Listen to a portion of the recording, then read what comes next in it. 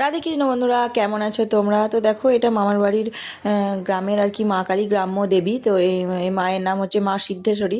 তো মা সিদ্ধেশ্বরী ছিলেন, কিন্তু আমার দাদুর আমলে মা কালী। এটা মা দাদুর স্বপ্নাদেশ পায় যে আমি কি মাটির মাটির মন্দির ছিল তখন, মাটির বাড়িতেই থাকবো, আমার কি মন্দির হবে না?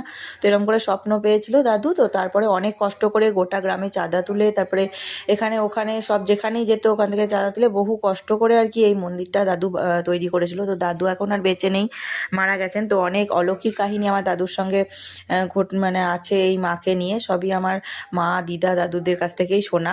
তো আমি তো বিশ্বাস করি, বিশ্বাস করা না করা অন্য সবারই ব্যাপার। তো এটা হচ্ছে দাদুর দোকান ছিল তখন। দাদু ওষুধও দিত, প্লাস মুদিখানাও ছিল। তো এখন আর দোকানটা দোকান মানে দোকান নেই, কিন্তু অন্য নানা রকম জিনিস আছে। এই যে এই মাটির বাড়িটা। তো একবার কি হয়েছিল, মানে মন্দির পাকা হওয়ার পর বা জল বাঁধিয়ে রেখে দিয়েছিল মন্দির, মানে সিমেন্টের কাজ করার পর। তো মামা অসহ্য গায়ে